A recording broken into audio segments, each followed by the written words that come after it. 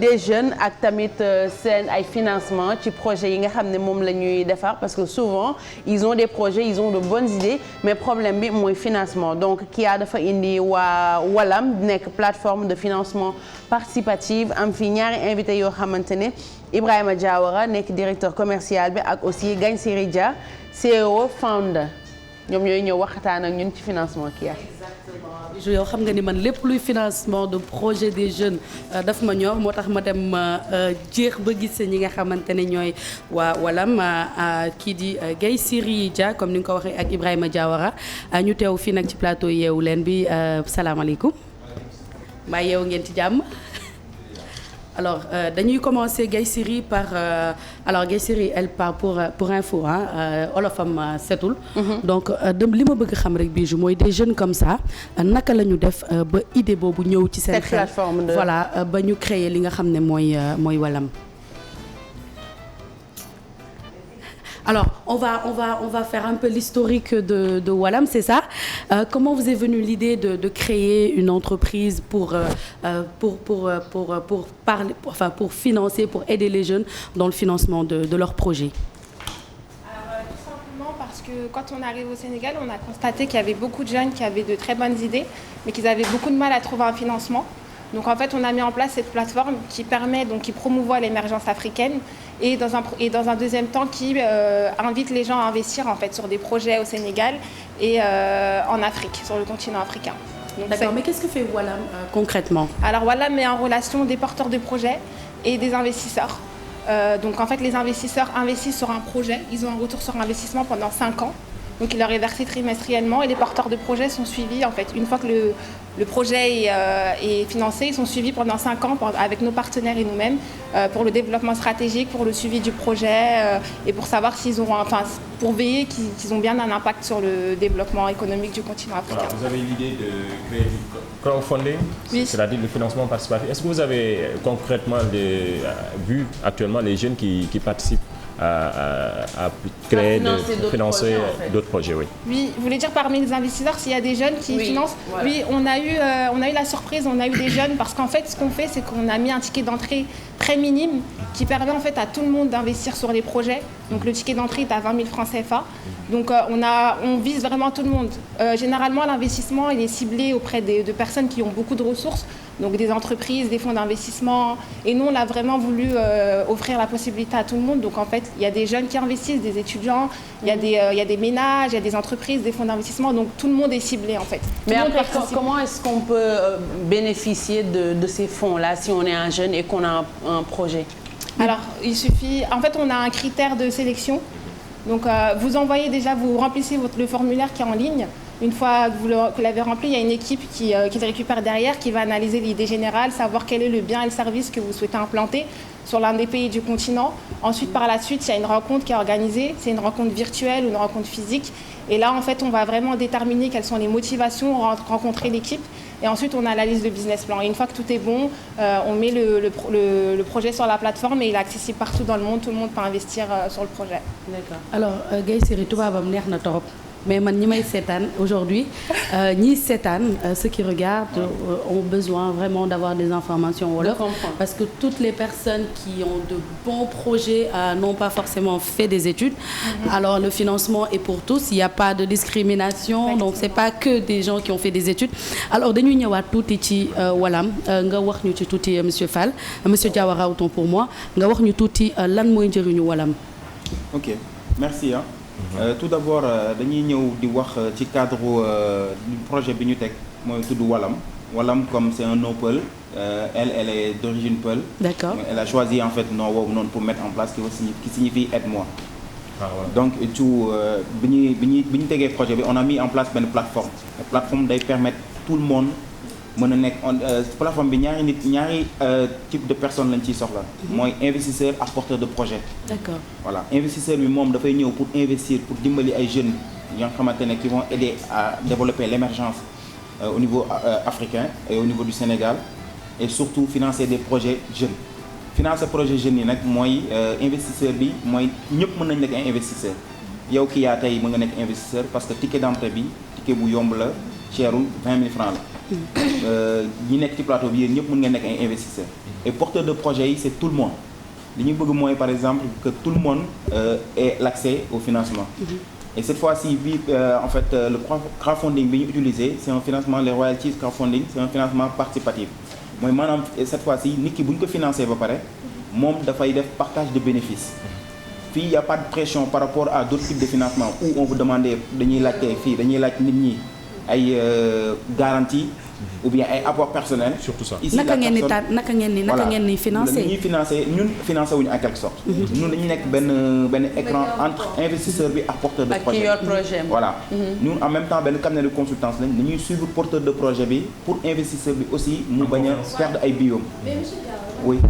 crowdfunding d'habitude soo koy dégg dafay nekk financement boo xamante ne par exemple yow nga am projet tu n'as pas les moyens on met le projet au niveau du net nit yi nga xamante ni bëgg nañ la jàppale ñu cotiser ay xaalis ba yow nga mun a dem donc d'habitude yi am na yu bëri boo koy gis sax après amul remboursement maintenant moi je me dis dans le cadre de votre projet comme il y a un partage des bénéfices alors que ñi nga xam dañuy investir dañu bëri comment vous vous en sortez pour faire la répartition pour delloowaat nit ci. Ok. Bon, en fait, là, ce qu'on a mis en place, c'est un système de royalties. Crowdfunding dafa am système bu bëri. léegi bi ñu teg noonu en place day permettre aujourd'hui que porteur de projet bi mën a partager ay bénéfices ci profit bi muy am tous les trimestres. Voilà, avec l'investisseur. kon dafay mel ni da nga jënd ay actions rek en quelque sorte ci projet bi en fait. y a pas d'action après bu ñu porteur de investisseur bi du investir ci capitalu entreprise bi. plutôt moom day investir ci croissance entreprise bi. voilà. lieu par exemple. investisseurs. comment ça va se passer ça compliqué non plusieurs investisseurs ñoom à chaque fois bu nekkee plusieurs investisseurs noonu lañu koy partager nombre d'investisseurs ñu partager ku ci nekk bénéfice bi. y a une partie en fonction de ñaata nga andi woon. voilà non en fait en fonction li nga indi. waaw ci loolu ngay c'est en fonction de li nga indi ci loolu ngay am. d'accord comment est-ce qu'on fait par exemple ça chaque mois l'entreprise fait des bénéfices et tous les trimestres dañuy jël bénéfice entreprise bi porteur de projet bi partagé ko moom ak investisseurs yi. comme par exemple nit ki la ki yaa na jël nañ sa rubrique c'est que mbirum projet moo intéressé waa plateau bi daal. voilà bon en fait non dañuy bëgg ma expliquer leen tuuti ngeen comprendre. investisseur bi bu ñëwee dafay ñëw comme ma def benn exemple bu simple benn projet de 10 millions. waaw. Vous c'est comment? Alfie investit 5 millions. Qui a investi 5 millions. On a deux investisseurs. Et moi je suis le porteur du projet. Après à partir de l'année 1 suñu liggéeyee pendant 1 an dañuy jël chaque trimestre ñu jël suma bénéfice. J'ai fait un bénéfice de 100 000 francs. On prend une pourcentage des 100 000 francs, on donne à Alfie et on donne à Kia. Ah, c'est intéressant. Et l'année prochaine, 3 mois après, j'ai fait un bénéfice de 10 millions. On prend les 10 millions, on prend une partie des 10 millions, on donne à Kia et on donne à Alfie. Moi, je trouve que c'est bien parce qu'il y a de perte. Maintenant, sur ça, dañuy dem loolu pendant 3 ou 5 ans. Et l'investisseur ne peut pas gagner plus de 3 fois ce qu'il avait investi. D'accord. Donc la particularité, c'est qu'il n'y a pas de pression. En fait. Voilà, il n'y a pas de pression. On prend tout le temps qu'il faut pour pouvoir faire, pouvoir rendre le truc rentable. L'investissement rentable. ci li ma bëgg a insister ci li ma bëgg a laajte vraiment lu ma ñor mooy kan moo mën a naka ngeen ni ban projet ngeen ni sélectionné ban type de projet ban critère parce que pour ñuy seetaan ñi nga xam ne yor nañ projet mu leer na ni projet bi tey indee ci wàllam dinañ leen mën a financer. Voilà. Aujourd'hui ñun dañuy seet tous les projets yu am impact ci développement Sénégal ak Afrique mais suñu premier critère de sélection mooy projets innovants qui vont participer à l'émergence du continent ba mooy nekk suñu premier critère beneen critère bi mooy nekk nit ku nekk projet bi ñu lay investir nga nekk yow nga am ci xam-xam mooy maanaam nga am ci def loo mën daal loo xam parce que mënuñu investir ka nga xamante ne parfois investisseur bi sax ci boppam mooy posé wu question ne kii ci li muy yëngu est-ce que xam na ci dara parce que en fait investissement yëpp dafa am ay risques. D'accord. Voilà donc pour minimiser loolu foog ñu am. Ibrahima est-ce que commencé nañ am ay jeunes yi nga xam ne déjà ils sont très engagés pour ñëw rejoindre seen waaw déjà en fait plateforme bi ku ko tijji mi ngi nekk www.walam.com. Walam bi nuñ koy bindee. W2ALAM. ok noonu la ñuy bindee Walam am na ay projets yu nekk déjà en ligne. et il y a d'autres projets qui sont en naissance ñi ngi nekk en phase étude. ça nécessite 20 jours yi nga xamante ne dañuy def suñu cabinet day def étude bi xool ndax projet bi c'est bancable def xool business plan bi ndax jaar na yoon après ñu doog ko mettre en ligne et que léegi investisseurs yi doog si jot pour mën a investir si projet bi. est-ce que am na accompagnement bi ngeen di def pour projet bi nga xam ne ku ñëw ak projet am di ngeen ko coacher waat jël def mise en forme par rapport au contenu bi ngeen jàppale ko ci business plan bi avant muy dem ba sori pour ngeen naan ko projet bi bancable. loolu doon dafa am benn kii bu nekk derrière walam bu tudd WTC World Trade Consulting benn cabinet de consultance moo nekk ci ginnaaw toujours géré par nous-mêmes bu ñu ñëwee dafa may experts yu fa nekk ña nga xamante ne seen xam-xam dafa xarañ ci étude de projet ñoom ñooy xool sur plan commercial financier ak lépp ndax projet bi jaar na yoon ñu doog ko accepté suñ ko accepté def ko ci plateforme pour investisseurs yi gis ko. les investisseurs bu ñuy financé ba pare tamit ñun dañuy topp société entreprise bi ñuy financé pendant au moins 3 à 5 ans pour coacher ko ci gestion bi ak accompagner ko pour entreprise boobu bañ a daanu. parce que souvent entreprise yi nga xamante ne dañu am problème de kii quoi voilà. ak jeunes yi nga xam ne ils sont à l'intérieur du Sénégal en général ñooñu dañuy am ay jafe-jafe pour mën a jot ci peut-être ak agence wala structure yu mel ni yéen est-ce que vous pensez peut-être am ay relais dans les régions pour jeunes yi nga xam ne intéressé na leen ñu du ñu am problème mu yegg si ba Dakar pour ma ci jot. waaw parce que ñun déjà sax ñun tàmbali nañ loolu dem nañ ci région de Saint-Louis fi mu toll nii y a des benn groupe d'étudiants yi nga xamante ne commencé nañ contacter ak ñoom waxtaan nañ ba war a fa dem pour def présentation au niveau de l'université Gaston Berger. À Dakar et un peu partout si yeneen région à Thiès aussi am nañ ay contacts yoo xamante ne war nañ ko def on a prévu daal benn programme au courant de l'année parce qu'on vient de débuter commencé nañ pas il y a quelques mois léegi programme defar nañ benn programme pour def benn tour du Sénégal xool région yoo xamante ne yi si gën a sori yoo xamante ne jeunes yi ñëpp am ay projet aujourd'hui dañu am problème d'accès au financement dañu am léegi ñun am nañ benn solution boo xamante ne ku si nekk mën nga si gis sa bopp donc du coup dañuy préparer pour def tournée boobu noonu au niveau du Sénégal et au niveau de l'Afrique et de la sous-région aussi. Qui a pour finir.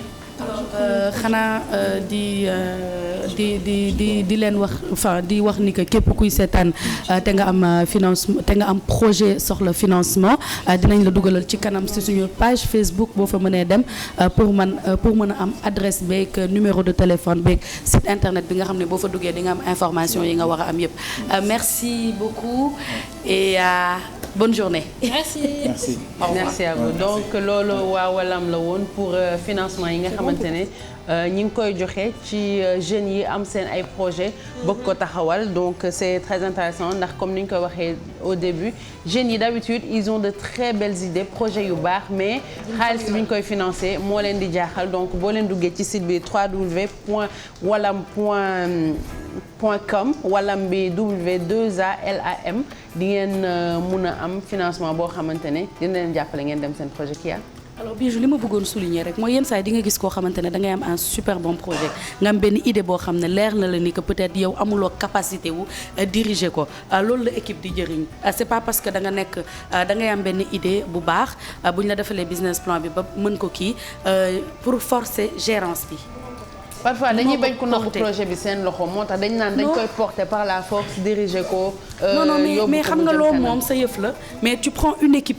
qualifié ñu liggéeyal la ñu bañ a tout le temps parce que da nga koy gis dans ci ay domaines yu bëri damay joxe juste le cas même ci télé di nga gis ku ñëw am benn émission de télé bu baax mais par exemple yow amuloo capacité du xam production nuñ koy defee par exemple non du xam amul porter projet bi amul mënu ko porter par exemple nga entre guillemets dama koy wax parce que c'est important nga bëgg présenter parce que idée bi yow yaa ko moom mais tu sais que par exemple à l'antenne ça passe pas da nga koy wax nit yenn saa yi mu frustré wu alors que c'est pas ça yow mën nga jël sa projet ut kenn ku la ko présenter et pourtant sa yëf lay doon sa production lay doon et le plus important du nga jiite mais la nga moom même bu ko keneen jiitee yaay kilifa bi et que mu jëm kanam loolu la ñuy wut. mais loolu ñu ko mën bëriwul Kia parce que il faut nga am esprit de dépassement bu fort pour mën am sa projet pare jël keneen ne ko am parce que man xam naa ni mënuma ko diriger parce que reconnaître ne mënoo diriger benn affaire alors que mu nekk sa idée